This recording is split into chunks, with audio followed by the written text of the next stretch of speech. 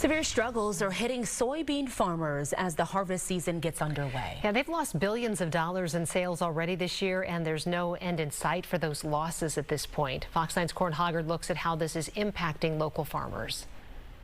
Soybeans and corn grow across 4,500 acres of Faribault County, belonging to Darren Johnson's family since the early 1900s.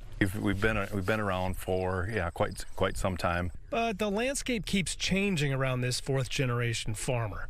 Farm bankruptcies are up 95% since 2022. The cost of doing business is up, but sales prices are going down.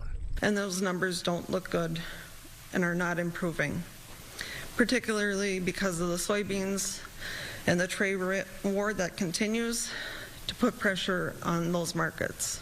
The level of urgency is especially high right now for Minnesota soybean farmers. Harvest season is now, and this crop is ready to go.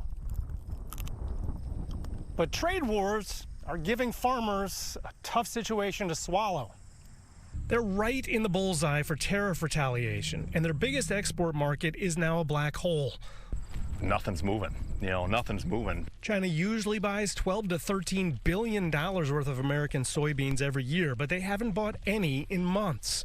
Instead, they're importing for the first time from Argentina and expanding long-term contracts with Brazilian farmers. It's going to be tough to get some of that business back that we're losing. Retaliatory tariffs has caused us to be less competitive in the global marketplace.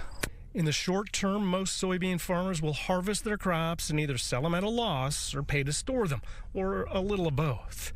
But they can only last so long with income at or near zero. And it's not just soybeans. China has curtailed its imports of American corn, wheat, and sorghum. There has been times like this in the past, and we've gotten through it, and I know we will again.